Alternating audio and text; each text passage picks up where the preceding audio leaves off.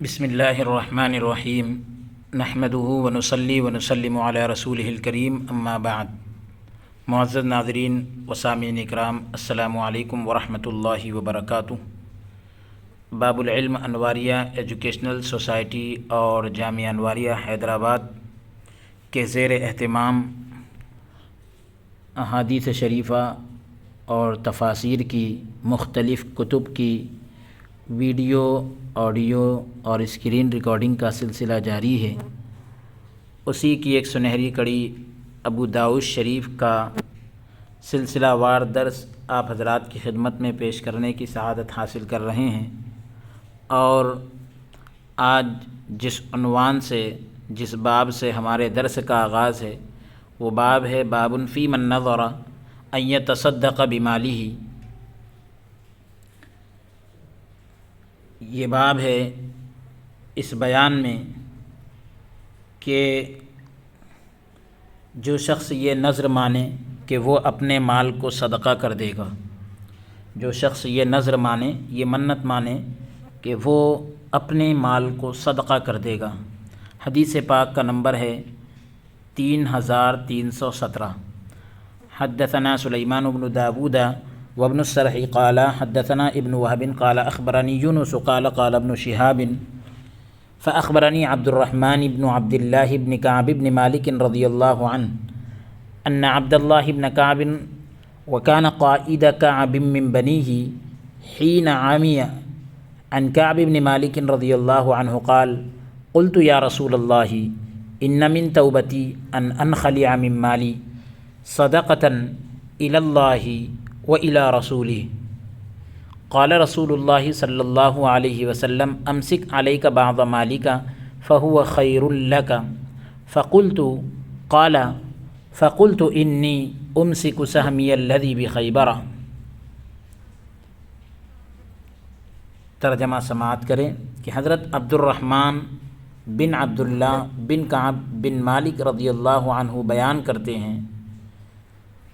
حضرت عبداللہ بن کعب رضی اللہ عنہ نے یہ بات بیان کی ہے، اور یہ حضرت کعب رضی اللہ عنہ کے وہ صاحبزادے ہیں کہ جب حضرت کعب رضی اللہ عنہ نابینا ہو گئے تھے تو یہ انہیں ساتھ لے کر چلا کرتے تھے۔ تو حضرت کعب رضی اللہ عنہ بیان کرتے ہیں کہ میں نے عرض کی، یا رسول اللہ صلی اللہ علیہ وسلم، میری توبہ میں یہ بات بھی شامل ہے کہ میں اپنے مال کو اللہ تعالیٰ اور اس کے رسول کی بارگاہ میں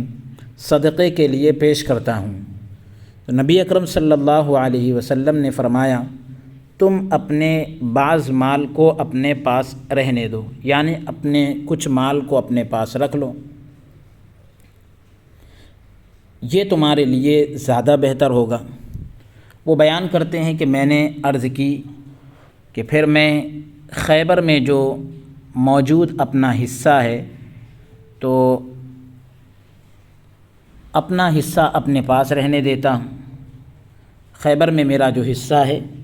تو میں اسے اپنے پاس رکھ لیتا ہوں، باقی سارا کا سارا جو ہے راہ خدا میں خرچ کر دیتا ہوں۔ دوسری روایت ہے جس کا نمبر ہے 3318۔ حدثنا احمد بن صالح قال حدثنا ابن وهب قال اخبرني يونس عن ابن شهاب قال اخبرني عبد الله بن كعب بن مالك عن ابيه انه قال لرسول الله صلى الله عليه وسلم حين تيب عليه اني انخلع من مالي فذكر نحوه الى خير لك۔ ترجمہ، حضرت کعب بن مالک رضی اللہ عنہ کی جب توبہ قبول ہوئی تو انہوں نے نبی کریم صلی اللہ علیہ وسلم کی خدمت میں عرض کی کہ میں اپنے مال سے لا تعلق ہوتا ہوں۔ حضرت کعب رضی اللہ تعالیٰ عنہ بیان کرتے ہیں کہ جب ان کی توبہ قبول ہوئی تو انہوں نے پیارے آقا علیہ السلام کی خدمت میں عرض کیا کہ میں اپنے مال سے لا تعلق ہوتا ہوں، یعنی میرے مال سے میرا اب کوئی تعلق نہیں۔ اس کے بعد حسب سابق روایت ہے جو ان الفاظ تک ہے، اور وہ الفاظ ہے خیر لک یعنی تمہارے لیے بہتر ہے. بہتر ہے اس کے آگے وہی الفاظ جو اوپر ذکر ہوئے کہ کچھ مال کو اپنے پاس روک لو، یہ تمہارے لیے بہتر ہوگا. اگلی حدیث پاک کا نمبر ہے 3319. حدثنی عبید اللہ بن عمر قال حدثنا سفیان بن عیینۃ عن الزہری عن ابن کعب بن مالک عن ابیہ انہ قال للنبی صلی اللہ علیہ وسلم او ابو لبابۃ او من شاء اللہ ان من توبتی ان اہجر دار قومی التی اصبت فیہا الذنب وان انخلع من مالی کلہ صدقۃ قال یجزئ عنک الثلث. یہی روایت بعض دیگر اسناد کے ہمراہ یعنی دیگر سندوں کے ساتھ بھی منقول ہے. حضرت کعب بن مالک رضی اللہ عنہ یا شاید حضرت ابو لبابہ رضی اللہ عنہ نے نبی کریم صلی اللہ علیہ وسلم کی خدمت میں عرض کی کہ میری توبہ میں یہ بات بھی شامل ہے کہ میں اپنی قوم کے اس محلے سے بھی لا تعلق ہو جاؤں جہاں میں نے گناہ کا ارتکاب کیا تھا. جس جگہ میں نے گناہ کا ارتکاب کیا تھا میں اس جگہ سے بھی لا تعلق ہونا چاہتا ہوں، یعنی اس جگہ سے بھی میرا تعلق نہیں جہاں پر مجھ سے کوئی خطا سرزد ہوئی، اور میں اپنی ساری زمین صدقہ کر دوں. تو نبی اکرم صلی اللہ علیہ وسلم نے ارشاد فرمایا 1/3 تمہارے لیے جائز ہوگا، یعنی 1/3 یہ تمہارے لیے کافی ہو جائے گا. اگلی حدیث پاک کا نمبر ہے 3320. حدثنا محمد بن المتوکل قال حدثنا عبد الرزاق قال اخبرنی معمر عن الزہری قال اخبرنی ابن کعب بن مالک رضی اللہ عنہ قال كان ابو لبابة فذكر معناه والقصة لأبي لبابة. قال ابو داود رواه یونس عن ابن شہاب عن بعض بن سائب بن ابی لبابة ورواه الزبیدی عن الزہری عن حسین بن سائب بن ابی لبابة مثلہ. یہی روایت جو ہے بعض دیگر سندوں کے ساتھ بھی نقل کی گئی ہے، تاہم اس میں جو ہے حضرت ابو لبابہ رضی اللہ عنہ کا ذکر ہے، یعنی ساتھ میں اس میں حضرت ابو لبابہ رضی اللہ عنہ کا بھی ذکر ہے. اگلی حدیث پاک کا نمبر ہے 3321. حدثنا محمد بن یحییٰ قال حدثنا حسن بن الربیع قال حدثنا ابن ادریس قال قال ابن اسحاق حدثني الزہری عن عبد الرحمن بن عبد اللہ بن کعب عن ابیہ عن جدہ فی قصته قال قلت یا رسول اللہ ان من توبتی الی اللہ ان اخرج من مالی کلہ الی اللہ و الی رسولہ صدقۃ قال لا قلت فنصفه قال لا قلت فثلثه قال نعم قلت فإني سأمسك سهمي من خیبر. روایت ہے حضرت عبد الرحمن بن عبداللہ بن کعب اپنے والد کے حوالے سے اپنے دادا کا ان کے قصے کے بارے میں بیان نقل کرتے ہیں. میں نے عرض کی یا رسول اللہ صلی اللہ علیہ وسلم میری توبہ میں یہ بات بھی شامل ہے کہ میں اپنا تمام مال اللہ تعالیٰ اور اس کے رسول کی بارگاہ میں صدقے کے طور پر پیش کرتا ہوں. تو نبی اکرم صلی اللہ علیہ وسلم نے فرمایا نہیں. میں نے عرض کی کہ نصف کر دیتا ہوں، یعنی آدھا مال جو ہے صدقہ کر دیتا ہوں. تو آپ نے فرمایا نہیں. میں نے عرض کی کہ 1/3 کر دیتا ہوں، یعنی 1/3 صدقہ کر دیتا ہوں. تو آپ نے فرمایا ہاں ٹھیک ہے. میں نے عرض کی تو پھر میں خیبر میں موجود اپنا حصہ اپنے پاس رہنے دیتا ہوں. تو خیبر میں میرا جو حصہ ہے وہ اپنے پاس رکھ لیتا ہوں، باقی جو ہے سب کا سب راہ خدا میں خرچ کر دیتا ہوں. اگلا باب ہے باب من نظر نظرا لا یطیقہ یعنی یہ باب ہے اس بیان میں کہ جو شخص ایسی نظر مانے جس کی وہ طاقت نہ رکھتا ہو، یعنی اس نظر کو پورا کرنے کی وہ طاقت نہ رکھتا ہو، کسی نے اگر ایسی نظر مانی ہو تو اس کے لیے کیا حکم ہے۔ حدیث پاک کا نمبر ہے 3322۔ حدثنا جعفر بن مسافر التینیسی عن ابن ابی فدیک قال حدثنی طلحة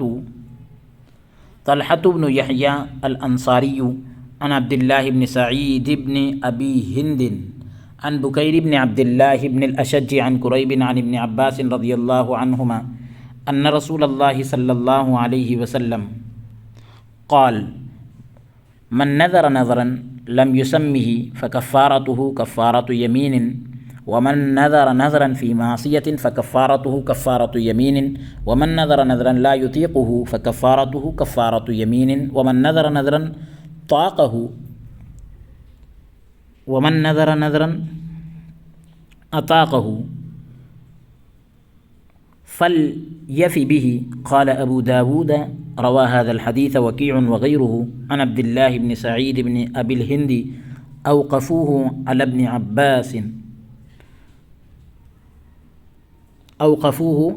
ابن عباس۔ حضرت ابن عباس رضی اللہ عنہما بیان کرتے ہیں کہ نبی اکرم صلی اللہ علیہ وسلم نے ارشاد فرمایا کہ جو شخص کوئی ایسی نظر مانے جسے اس نے متعین نہ کیا ہو تو اس کا کفارہ وہی ہوگا جو قسم کا کفارہ ہوتا ہے، اور جو شخص کوئی ایسی نظر مانے جو گناہ سے متعلق ہو، گناہ سے ریلیٹڈ ہو، تو اس کا کفارہ وہی ہوگا جو قسم کا کفارہ ہوتا ہے، اور جو شخص کوئی ایسی نظر مانے جس کی وہ طاقت نہ رکھتا ہو تو اس کا کفارہ وہی ہوگا جو قسم کا کفارہ ہوتا ہے، اور جو شخص کوئی ایسی نظر مانے جس کی وہ طاقت رکھتا ہو اسے چاہیے کہ وہ اس نظر کو پورا کر لے۔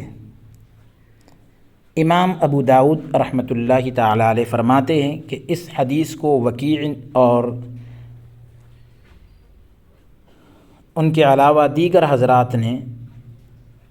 دیگر راویوں نے عبداللہ بن سعید بن ابو الہند کے حوالے سے روایت کیا ہے، اور انہوں نے حضرت ابن عباس رضی اللہ عنہما تک موقوف رکھا ہے۔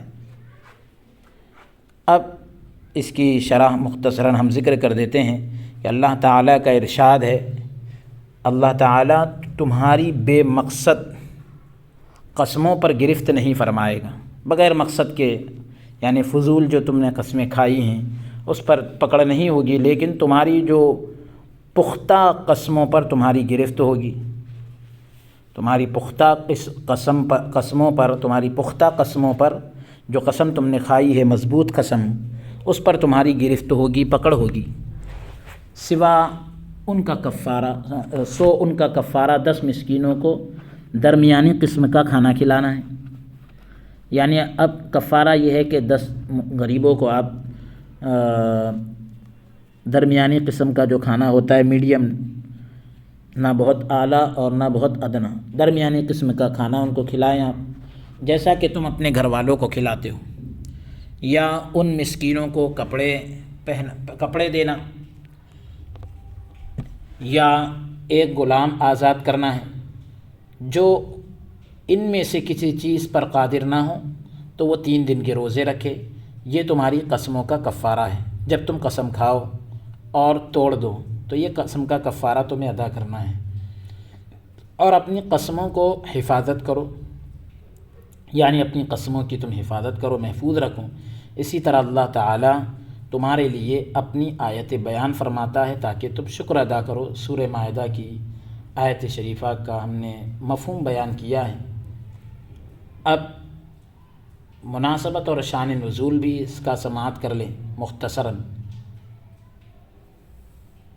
کہ حضرت ابن عباس رضی اللہ عنہ بیان کرتے ہیں کہ جب یہ آیت نازل ہوئی کہ اے ایمان والو تم ان پسندیدہ چیزوں کو حرام قرار نہ دو جن کو اللہ تعالیٰ نے تمہارے لیے حلال کر دیا ہے، یا ایھا الذین آمنوا لا تحرموا طیبات ما احل اللہ لکم، تو جن مسلمانوں نے اپنے اوپر عورتوں اور گوشت کو حرام کر لیا تھا، انہوں نے کہا یا رسول اللہ صلی اللہ علیہ وسلم، اب ہماری ان قسموں کا کیا ہوگا جو ہم کھا چکے ہیں؟ تو اللہ تعالیٰ نے یہ آیت نازل فرمائی کہ اللہ تعالیٰ تمہاری بے مقصد قسموں پر گرفت یعنی پکڑ نہیں فرمائے گا۔ خلاصہ یہ ہے کہ جن مسلمانوں نے گوشت اور رات کی نیند، جن مسلمانوں نے عورتوں کو اور گوشت اور رات کی نیند چھوڑنے کی قسم کھائی تھی، رات کی نیند ترک کرنے کی قسم کھائی تھی، اللہ تعالیٰ نے اس آیت سے ان پر کفارہ لازم کر دیا، یعنی وہ قسم توڑ دیں اور کفارہ ادا کریں۔ اب یمین کسے کہتے ہیں؟ قسم کے لغوی، یمین کے لغوی اور اصطلاحی معنی کو ذکر کر دیتے ہیں۔ یمین کے ازروِ لغت 3 معنی ہیں، لغت کے اعتبار سے اس کے 3 معنی ہیں۔ نمبر 1 قوت، نمبر 2 داہنا ہاتھ، اور نمبر 3 قسم۔ یمین بمعنی قوت، اس آیت میں ہے وَلَوْ تَقَوَّلَ عَلَيْنَا بَعْضَ الْأَقَاوِيلِ لَأَخَذْنَا مِنْهُ بِالْيَمِينِ، اس کا ترجمہ یہ ہے کہ اگر وہ رسول پاک یعنی رسول پاک کوئی بھی بات ہم پر جو ہے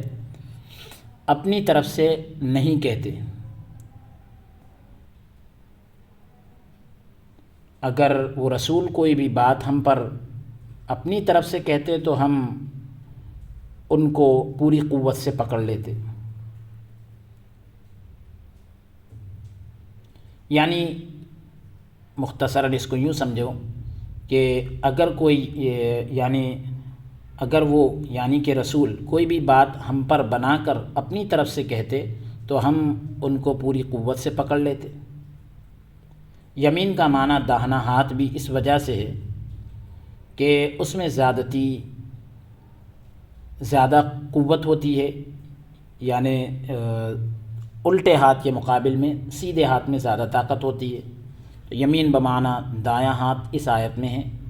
وَأَمَّا إِن كَانَ مِنْ أَصْحَابِ الْيَمِينِ فَسَلَامٌ لَكَ مِنْ أَصْحَابِ الْيَمِينِ، یعنی اگر وہ دائیں طرف والوں سے ہو مرنے والا تو اس سے کہا جائے گا کہ تجھ پر سلام ہو،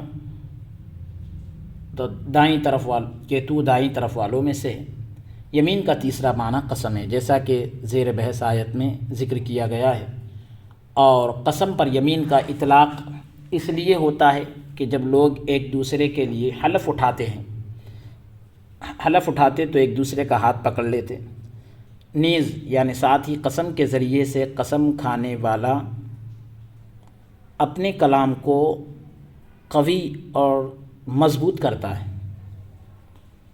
قسم کھانے کا جواز یعنی شریعت میں اس کی کہاں تک گنجائش ہے؟ تو قسم کھانا مشروع ہے، شریعت میں اس کی گنجائش ہے، کیونکہ اللہ تعالیٰ نے خود بھی قسم کھائی اور نبی کریم صلی اللہ علیہ وسلم کو بھی قسم کھانے کا حکم دیا ہے۔ اللہ تعالیٰ کے قسم کھانے کی مثال تو قرآن میں بہت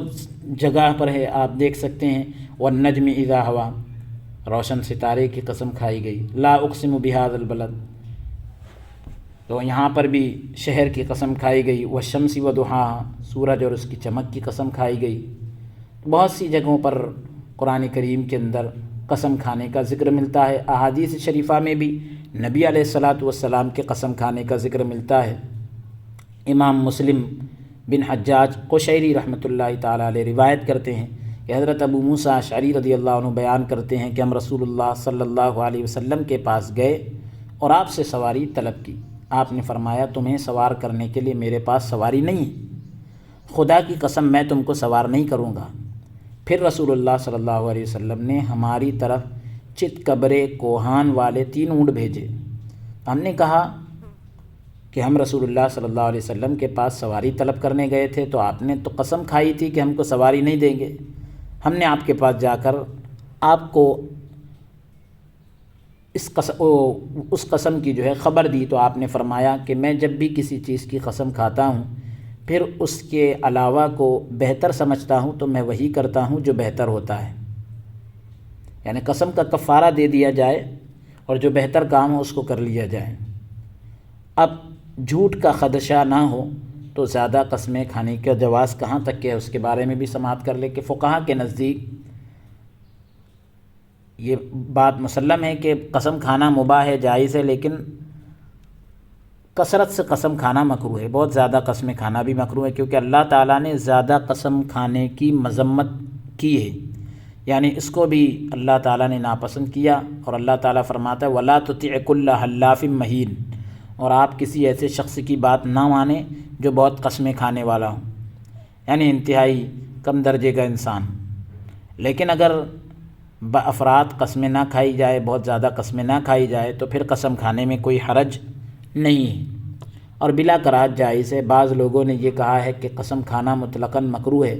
کیونکہ قرآن مجید میں ہے وَلَا تَجْعَلُوا اللَّهَ عُرْضَةً لِأَيْمَانِكُمْ، اور اللہ کے نام کو تم اپنی قسموں کے لیے بہانہ نہ بناؤ۔ ہماری دلیل یہ ہے کہ بھئی قسم کھانے کی جو گنجائش ہے، نبی کریم صلی اللہ علیہ وسلم قسم کھاتے تھے۔ بعض اوقات ایک حدیث میں کئی قسمیں ہوتی ہیں۔ آپ نے خطبہ کسوف جو سورج گرہن کا جو خطبہ ہوتا ہے اس میں فرمایا کہ اللہ اے امت، اے محمد صلی اللہ علیہ وسلم کی امت، اللہ کی قسم، اللہ سے زیادہ اس پر کوئی غیرت دار نہیں ہے کہ اس کا بندہ زنا کرے یا اس کی بندی زنا کرے۔ اے محمد صلی اللہ علیہ وسلم، اے حضور علیہ السلام کی امت، پیارے یعنی حضور اپنی امت سے مخاطب ہو کر کہہ رہے ہیں کہ اللہ کی قسم اگر تم وہ چیزیں جان لو جو میں جانتا ہوں تو تم کم ہنسو اور زیادہ رو، یعنی تمہارا ہنسنا کم ہو جائے گا اور رونا زیادہ ہو جائے گا۔ آپ نے ترک دنیا کو ارادہ کرنے والے صحابہ سے فرمایا سنو خدا کی قسم، یعنی جو لوگ دنیا چھوڑنے کا ارادہ کیے تو حضور علیہ السلام نے ان صحابہ سے فرمایا خدا کی قسم میں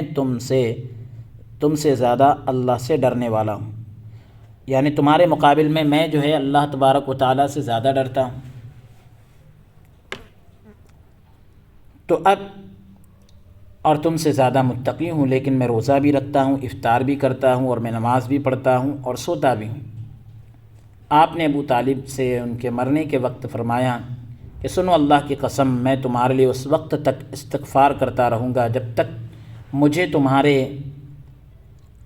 تمہارے استغفار سے منع نہ کیا جائے، یعنی تمہارے بارے میں مغفرت طلب کرنے سے منع نہ کیا جائے، تب تک میں تمہارے لیے مغفرت طلب کرتا رہوں گا۔ تو بہرحال حضور علیہ السلام نے بہت سے مقامات پر قسمیں کھائی ہیں۔ اب ایک تو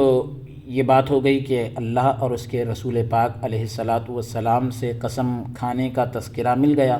قرآن کریم میں بھی اور احادیث شریفہ میں بھی آپ کو دونوں باتیں مل گئی۔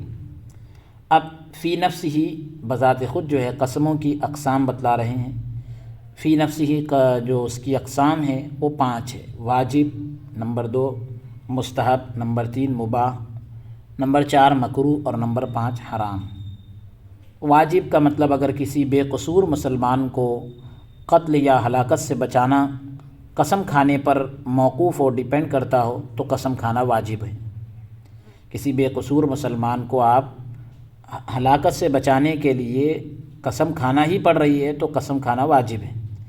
حضرت سوید بن حنظلہ رضی اللہ عنہ بیان کرتے ہیں کہ ہم رسول اللہ صلی اللہ علیہ وسلم کے ارادے سے نکلے تو ہمارے ساتھ حضرت وائل بن حجر رضی اللہ عنہ بھی تھے، تو ساتھیوں نے قسم کھانے میں ناگواری محسوس کی اور میں نے قسم کھا لی کہ یہ میرے بھائی ہیں، تو دشمن نے ان کو چھوڑ دیا۔ بس ہم رسول اللہ صلی اللہ علیہ وسلم کے پاس پہنچے، میں نے بتایا کہ ساتھیوں نے قسم کھانے میں ناگواری محسوس کی تھی اور میں نے قسم کھا لی کہ یہ میرے بھائی ہیں۔ آپ نے فرمایا تم نے سچ کہا، مسلمان کا بھائی ہے۔ تو اس طرح سے کسی کی اگر جان بچ جاتی ہو تو ایسی صورت میں بھی قسم کھانا جو ہے مستحب ہے، مستحب نہیں بلکہ واجب ہے، بس شرط یہ ہے کہ سامنے والا بے قصور ہونا چاہیے۔ اور مستحب اس وقت ہے جب 2 مسلمانوں میں رنجش ہو، نا اتفاقی ہو اور ان میں صلح کرانا قسم کھانے پر موقوف ہو، یعنی صلح کرانے کے لیے قسم کھانے کی ضرورت پڑ رہی ہو، یا کسی مسلمان کے دل سے کینے کو زائل کرنا، کینہ کو دور کرنا قسم کھانے پر موقوف ہو، یعنی قسم کھانا ہی ضروری ہو دل سے کینے کو دور کرنے کے لیے، تو یا کسی شرر کو دور کرنا ہے، کسی برائی کو کسی شر کو دور کرنا ہے، تو وہاں قسم کھانا آپ کو ضروری ہو، تو ان صورتوں میں قسم کھانا مستحب ہے۔ اسی طرح کسی عبادت کے کرنے پر، کسی گناہ کے ترک کرنے پر قسم کھانا مستحب ہے کہ اللہ کی قسم میں جو ہے نماز کی پابندی کروں گا، تو عبادت کے کرنے پر، اور اسی طریقے سے گناہوں سے ترک رہنے پر کہ خدا کی قسم میں کبھی گناہ کے قریب نہیں جاؤں گا یا فلاں گناہ کے قریب نہیں جاؤں گا، اس طرح سے قسم کھانا یہ بھی مستحب ہے، کیونکہ اس سے جو ہے عبادتوں کے اندر دلچسپی پیدا ہوگی اور عبادتوں کے اندر پختگی آئے گی، اور گناہوں کے ترک میں بھی جو ہے گناہ چھوڑنے میں بھی آسانی ہوگی۔ اب یہ تو ہو گئے واجب اور مستحب۔ مباح کب ہے قسم کھانا؟ کسی مباح کام کرنے یا اس کو ترک کرنے پر قسم کھانا مباح ہے، یعنی جو جائز کام ہے، نہ اس میں مطلب یعنی ثواب کا کوئی ذکر نہ گناہ کا کوئی ذکر، تو جس خبر کے صادق ہونے کا یقین ہو، سچا ہونے کا یقین ہو، یا اس کے صدق کا سچا ہونے کا غلبہ ظن ہو، گمان غالب ہو، تو اس پر قسم کھانا بھی مباح ہے۔ مکروہ کب ہے؟ کسی مکروہ کام کے کرنے پر یا کسی مستحب کرنے پر قسم کھائی جائے تو یہ قسم مکروہ ہے۔ کسی مکروہ کا ایک کام کے کرنے پر، ناپسند کام ہے، آپ یہ اس کو کرنے کے تعلق سے قسم کھا رہے ہیں کہ میں ایسا کام کروں گا، یا کسی مستحب کرنے پر، مستحب کام کو ترک کرنے پر قسم کھا رہے ہیں،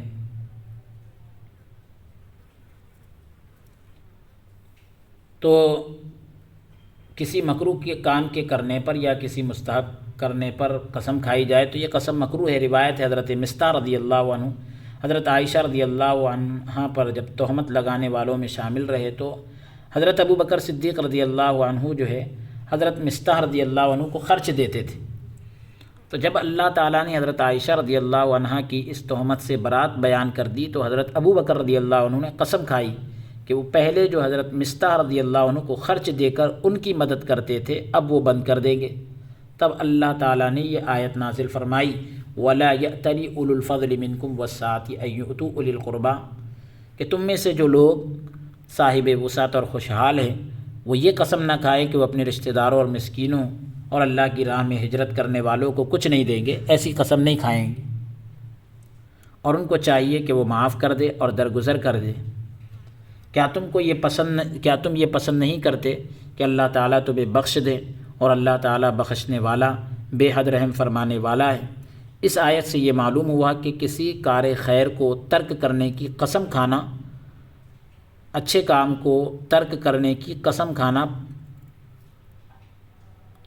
یہ جو ہے مکروہ ہے۔ تو یہاں پر بھی جو اوپر ذکر ہے غالباً وہ یہی ہونا چاہیے کہ مکروہ کام کے کرنے پر یا مستحب کے ترک کرنے پر قسم کھائی جائے تو یہ قسم مکروہ ہے۔ کوئی ایسا کام جو آدمی کے اوپر فرض اور واجب نہیں ہے، آدمی یہ کہتا ہے کہ اب میں اس کام کو نہیں کروں گا، مستحب ہے وہ کام، تو اب وہ مستحب کام کو نہیں کرنے کی قسم کھانا یہ بھی غلط ہے۔ اور کوئی ایسا ناپسند کام جو اللہ اور اس کے رسول کی بارگاہ میں ناپسند ہو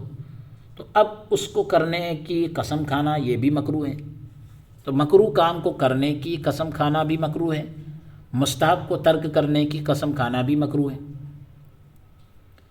اب اس آیت سے معلوم ہوا کہ کسی کار خیر کو ترک کرنے کی قسم کھانا جو ہے اچھی چیز نہیں ہے، مکروہ ہے۔ اب حرام کب ہے؟ جھوٹی قسم کھانا اور خلاف واقع، یعنی واقع سے ہٹ کر قسم کھانا یہ حرام ہے۔ اللہ تعالیٰ فرماتا ہے وَيَحْلِفُونَ عَلَى الْكَذِبِ وَهُمْ يَعْلَمُونَ أَعَدَّ اللَّهُ لَهُمْ عَذَابًا شَدِيدًا۔ منافق جو ہے جان بوجھ کر جھوٹی قسمیں کھاتے ہیں، اللہ تعالیٰ نے ان کے لیے سخت عذاب تیار کر رکھا ہے۔ تو اسی طرح معصیت پر اور ترک واجب پر قسم کھانا حرام ہے۔ کوئی آدمی یہ قسم کھا لے کہ میں گناہ کروں گا تو یہ بھی حرام ہے، یا کوئی واجب جو اس کے ذمے چیز ہے، جو چیز واجب ہے اس کو ترک کرنے پر، اس کو چھوڑنے کی قسم کھا رہا ہے تو یہ جو ہے حرام ہے۔ اللہ تعالیٰ فرماتا ہے ان الذین یشترون بعہد اللہ وایمانہم ثمنا قلیلا، کہ جو لوگ اللہ کے عہد اور اپنی قسموں کے عوض تھوڑی سی قیمت لے لیتے ہیں، ان کے لیے آخرت میں کوئی حصہ نہیں۔ اولئک لا خلاق لهم فی الآخرہ۔ اب اپنا حق ثابت کرنے کے لیے قسم کھانا، اس کے متعلق فقہاء کرام کے مختلف نظریات ہیں، اس کو بھی سماعت کر لیں، کیونکہ یہ مسئلہ بھی بہت درپیش ہوتا ہے کہ جب حاکم کے سامنے اپنے حقوق پر قسم کھانی ہو تو اس میں فقہاء کے دو قول ہیں۔ آدمی اپنا حق لینا چاہتا ہے بادشاہ کے سامنے، حاکم کے سامنے، اس کو لینے کے لیے کیا قسم کھا سکتا ہے یا نہیں؟ تو فقہاء کے دو قول ہیں۔ ایک قول تو یہ ہے کہ اپنا حق چھوڑ دیا جائے اور قسم نہ کھائی جائے، اور یہ اولیٰ ہے، بہتر ہے۔ اور دوسرا قول یہ ہے کہ اپنے حق پر قسم کھانا جائز ہے۔ پہلی رائے کی تائید اس بات سے ہوتی ہے کہ حضرت عثمان غنی رضی اللہ عنہ اور حضرت مقداد رضی اللہ عنہ، ان دونوں میں اس رقم کے متعلق اختلاف تھا جو حضرت عثمان غنی رضی اللہ عنہ سے قرض لی تھی۔ تو چونکہ حضرت عثمان غنی رضی اللہ عنہ کے پاس گواہ نہیں تھے، اس لیے حضرت عمر رضی اللہ عنہ نے حضرت مقداد کے بارے میں اس رقم کے متعلق اس لیے حضرت عمر رضی اللہ تعالیٰ عنہ نے جو ہے حضرت مقداد پر قسم لازم کی، تو حضرت مقداد نے حضرت عثمان پر قسم لوٹا دی۔ تو حضرت یعنی یہ کہا کہ بھئی آپ قسم کھا لو۔ حضرت عثمان غنی رضی اللہ عنہ نے قسم کھانے کے بجائے ان کے قول کے مطابق رقم لے لی اور خود قسم نہیں کھائی، اور فرمایا کہ میں نہیں چاہتا کہ مقداد پر کوئی مصیبت آئے اور یہ کہے کہ یہ مصیبت عثمان کی قسم کی وجہ سے آئی ہے۔ تو دونوں صحابہ نے قسم پر اپنا حق چھوڑنے کو ترجیح دی، لیکن قسم نہیں کھائی، بھلے اپنا حق چھوٹ جائے۔ اب یہ ہے کہ اپنا حق لینے کے لیے کیا قسم کھا سکتے ہیں؟ یہ تو بھئی اولا بات تھی، بہت بہتر بات تھی، لیکن قسم کھانا جائز ہے اپنے حق لینے کے لیے، اس کے تعلق سے بھی دلیل اس بات سے ہوتی ہے کہ محمد بن کعب القرظی، انہوں نے روایت کیا کہ حضرت عمر رضی اللہ عنہ جو ہے ممبر پر کھڑے تھے اور آپ کے ہاتھ میں عصا تھا، تو آپ نے فرمایا کہ اے لوگوں، قسم کھانے کی وجہ سے اپنے حقوق نہ چھوڑنا۔ اس ذات کی قسم جس کے قبضہ قدرت میں میری جان ہے، بے شک میرے ہاتھ میں عصا ہے۔ اور عمر بن یعنی دوسری اس میں یہ روایت اور اس انداز سے نقل کی گئی کہ حضرت عمر رضی اللہ عنہ نے کھجور کے درخت کے متعلق حضرت زید بن ثابت کے پاس مقدمہ دائر کیا۔ حضرت ابی بن کعب کا اس درخت پر دعویٰ تھا، تو حضرت عمر پر قسم آئی، تو حضرت زید نے کہا کہ تم امیر المومنین سے قسم کو معاف کر دو۔ تو حضرت عمر نے رضی اللہ عنہ نے فرمایا، امیر المومنین کو کیوں معاف کیا جائے؟ اگر مجھے معلوم ہو کہ کسی چیز پر میرا حق ہے اور قسم کھانے سے مجھے وہ حق مل جائے گا تو میں ضرور قسم کھاؤں گا، ورنہ میں قسم کو ترک کر دوں گا۔ اس ذات کی قسم جس کے سوا کوئی عبادت کے لائق نہیں، یہ کھجور کا درخت میرا درخت ہے اور اس پر ابی بن کعب کا کوئی حق نہیں۔ تو جب دونوں عدالت سے نکلے تو حضرت عمر رضی اللہ عنہ نے وہ درخت حضرت ابی بن کعب کو بخش دیا اور ان سے کہا گیا، امیر المومنین، آپ نے قسم کھانے سے پہلے ابی کو درخت کیوں نہیں دیا؟ تو حضرت عمر رضی اللہ تعالیٰ عنہ نے کہا کہ مجھے یہ خوف تھا کہ اگر میں نے قسم نہیں کھائی تو لوگ میرے بعد اپنے حقوق پر قسم نہیں کھائیں گے اور یہی طریقہ مقرر ہو جائے گا، طے ہو جائے گا، اور یہ حق پر سچی قسم ہے۔ تو جس طرح یہ قسم حاکم کے علاوہ دوسرے کے سامنے کھانا جائز ہے، وہ حاکم کے سامنے بھی جائز ہے۔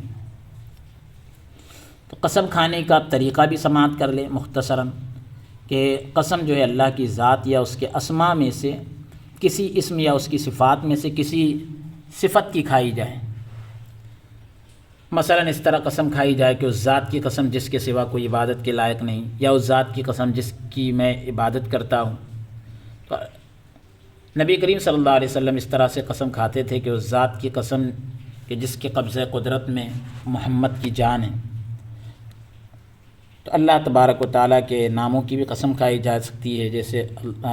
اللہ، رحمان، رحیم، خالق، باری وغیرہ وغیرہ۔ اللہ کی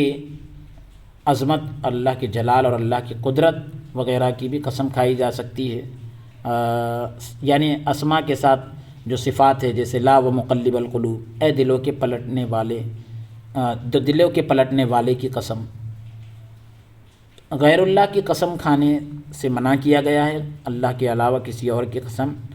نہ کھائی جائے۔ حضرت عمر ابن خطاب رضی اللہ تعالیٰ عنہ جو ہے سواروں کی ایک جماعت میں اپنے باپ کی قسم کھا رہے تھے، تو رسول اللہ صلی اللہ علیہ وسلم نے ان کو آواز دے کر کے فرمایا کہ سنو، اللہ تمہیں تمہارے آبا کی، تمہارے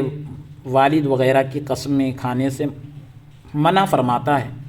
سو جس شخص نے قسم کھانی ہو، یعنی اگر کسی کو قسم کھانا ہو تو وہ اللہ کی قسم کھائے، ورنہ خاموش رہے، کیونکہ غیر اللہ کی قسم کھانے سے جو منع کیا گیا اس کی وجہ بھی آپ سماعت کر لیں کہ جس کی قسم کھائی جائے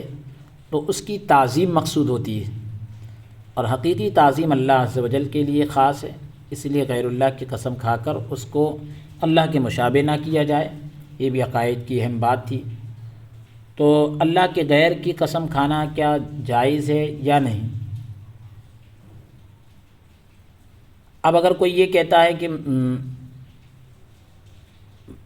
اللہ کے علاوہ دیگر چیزوں کی قسمیں تو خود اللہ تبارک و تعالیٰ نے کھائی ہے قرآن کریم کے اندر، جیسے والتین والزیتون، اس میں بھی انجیر کی، زیتون کی اور پہاڑ وغیرہ کی بھی قسمیں کھائی گئی ہیں۔ تو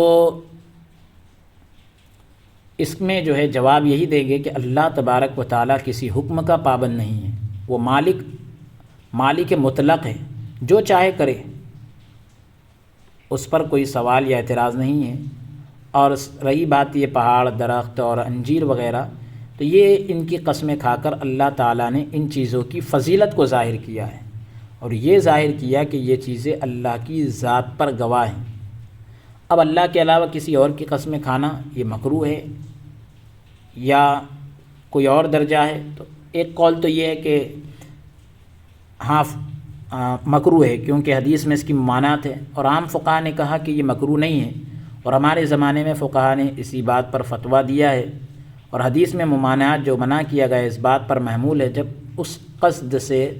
غیر اللہ اس ارادے سے قسم کھائے اللہ کے علاوہ کسی اور چیز کی کہ اگر قسم پوری نہیں کی تو وہ حانث ہوگا، یعنی قسم کا کفارہ دینا ہوگا اس کو، اور جب یہ قصد نہ ہو تو پھر غیر اللہ کی قسم کھانا یہ کوئی معنی نہیں رکھتا۔ جیسا کوئی کہتا ہے باپ کی قسم، زندگی کی قسم وغیرہ وغیرہ۔ علامہ ابن عابدین شامی رحمۃ اللہ تعالیٰ علیہ لکھتے ہیں کہ ہمارے زمانے میں چونکہ لوگ اللہ کی قسم کھا کر اس کو پورا کرنے میں غفلت برتتے ہیں، اس لیے لوگ تاکید اور مضبوطی کے لیے مطالبہ کرتے ہیں کہ تم جو ہے طلاق کی قسم کا کھاؤ۔ مثلا اگر میں نے فلاں دن کو فلاں کام نہ کیا تو میری بیوی کو طلاق۔ توثیق کے لیے، حصول کے لیے طلاق کی قسم کھائی جاتی، مضبوطی حاصل کرنے کے لیے، اس میں حرف قسم نہیں ہوتا۔ اور کبھی حرف قسم کے ساتھ باپ یا زندگی کی قسم کھائی جاتی ہے، اس لیے جو ہے توثیق یعنی مضبوطی حاصل کرنا وہاں پر مقصود نہیں ہے، مطلوب نہیں ہے، اور نہ اس میں قسم پوری نہ کرنے سے کوئی کفارہ لازم آتا ہے۔ اگر طلب توثیق کے لیے حرف قسم کے ساتھ غیر اللہ کی قسم کھائی جائے، مضبوطی طلب کرنے کے لیے، تاکید کے لیے، تعظیم کے لیے، تو یہ بالاتفاق جو ہے مکروہ ہے، کیونکہ اس میں غیر اللہ کو تعظیم میں اللہ کے ساتھ مشابہ کرنا ہے۔ یمین لغو کی تعریف بھی سماعت کر لے کہ لغو کے کلام عرب میں دو معنی ہیں، ایک معنی بے فائدہ اور باطل کلام جس سے کوئی معاملہ طے نہیں ہوتا، دوسرا معنی فحش ہے اور بیہودہ کلام جو گناہ کا موجب ہے۔ قرآن مجید میں لا یسمعون فیہا لغوا ولا سلاما۔ تو اب جس شخص کا ارادہ قسم کھانے کا نہ ہو اور بلا قصد اس کی زبان پر قسم کے الفاظ آ جائیں، یا وہ کسی چیز پر قسم کھانے کا ارادہ کرے اور اس کی زبان سے کوئی چیز نکل جائے تو یہ یمین ہے۔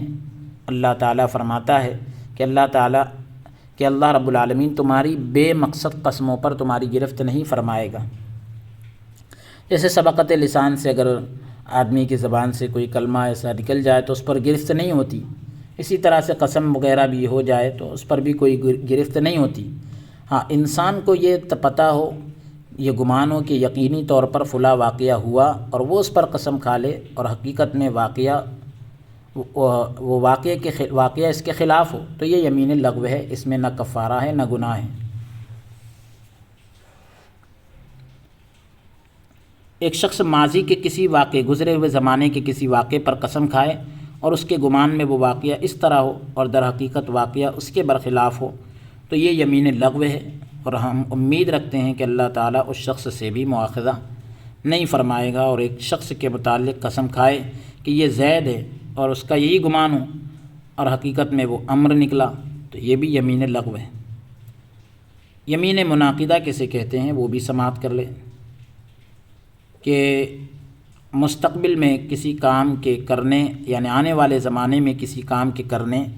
یا نہ کرنے پر قسم کھائی جائے تو یہ یمین منعقدہ ہے۔ اس قسم کو پورا کرنا لازم ہے، کیونکہ اللہ تعالیٰ فرماتا ہے اور اپنی قسموں کی حفاظت کرو، اور جب اس قسم کو توڑ دے تو اس کا کفارہ دینا لازم ہے، کیونکہ اللہ تعالیٰ نے فرمایا ہے لیکن اللہ تعالیٰ تمہاری پختہ قسموں پر تمہاری گرفت فرمائے گا۔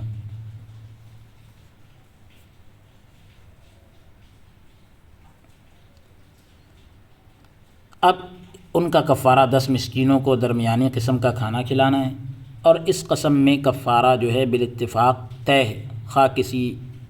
چاہے وہ کسی اطاعت پر قسم کھائی ہو یا کسی معصیت پر، لیکن اگر اس نے کسی معصیت پر قسم کھائی ہے، گناہ کے کام پر،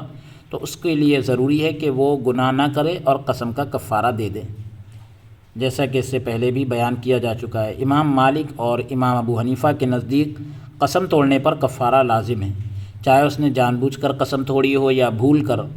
یا خطا سے یا جبر سے، یعنی مجبوری سے، کیونکہ قرآن مجید نے قسم توڑنے پر مطلقاً کفارہ لازم کیا ہے، یعنی اس میں کوئی قید نہیں ہے، اور اس میں عمدن اور نسیان کا کوئی فرق نہیں کیا، جان بوجھ کر یا بھولے سے قسم کھائے تو کچھ اس میں فرق نہیں ہے۔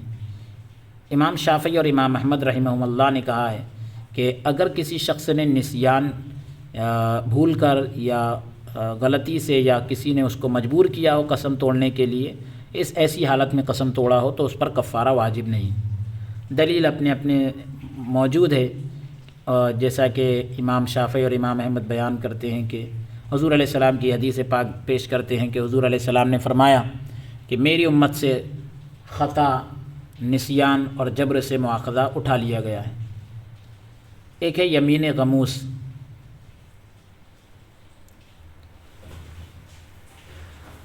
ماضی یا حال کے کسی واقعے پر جان بوجھ کر جھوٹی قسم کھائی جائے تو یہ یمین غموس ہے، اور اس کا ارتکاب، اس کے کرنے پر جھوٹی قسم کھانے والا عذاب کا مستحق ہوگا، اس میں کفارہ نہیں ہے، اس پر توبہ لازم ہے، کیونکہ جھوٹ گناہ کبیرہ ہے اور گناہ کبیرہ پر توبہ لازم ہے۔ فقہائے احناف، فقہائے مالکیہ اور فقہائے حنابلہ کا یہی مذہب ہے۔ کفارے کا لفظ جو ہے کفر سے نکلا ہے، کفر کا معنی ستر اور ڈھانپنا ہے، تو توڑنے کی وجہ سے جس گناہ کا ارتکاب کیا ہوتا ہے کفر سے نکلا ہے، تو اب جس گناہ کا اس نے ارتکاب کیا کفارہ اس گناہ کو ڈھانپ لیتا ہے۔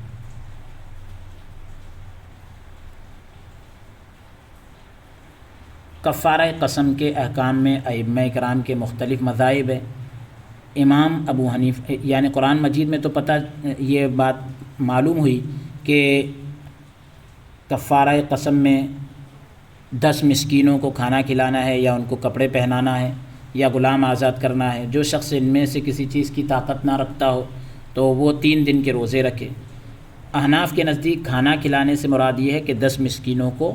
کھانا پیش کر دیا جائے اور ان کو کھانے کی اجازت دے دی جائے، اس کو اصطلاح میں اباحت کہتے ہیں، یعنی ان کو کھانے کا مالک بنانا مقصد نہیں ہے۔ باقی فقہا کے نزدیک اس کھانے کا ان لوگوں کو مالک بنانا ضروری ہے۔ کھانے کی مقدار میں بھی فقہا کا اختلاف ہے۔ امام شافعی، امام مالک اور امام احمد وغیرہ کے نزدیک ہر مسکین کو 1 کلو گرام گندم یعنی گیہوں دی جائے، اور امام ابو حنیفہ کے نزدیک ہر مسکین کو 2 کلو گیہوں یا 4 کلو کھجور یا جو دیے جائیں یا ان کی قیمت دے دی جائے۔ اگر ایک مسکین کو 10 دن تک صبح شام کھانا کھلایا جائے یا 10 دن تک ہر روز اس کو 2 کلو گندم یا اس کی قیمت دے دی جائے تو یہ بھی جائز ہے۔ لیکن اگر ایک مسکین کو ایک دن میں بیک وقت 10 آدمیوں کا کھانا دے دیا جائے تو یہ جائز نہیں ہے۔ بہرحال امام اعظم ابو حنیفہ اور امام احمد رحمۃ اللہ تعالیٰ علیہ کے نزدیک اگر کوئی اس کام کو کرنے کی طاقت نہ رکھتا ہو، یعنی کھانا نہ کھلا سکتا ہو، کپڑے نہ پہنا سکتا ہو، تو پھر اس کے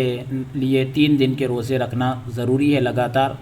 کیونکہ حضرت ابن مسعود رضی اللہ عنہ کی قرات میں فصیام 3 ایام متتابعات ہیں۔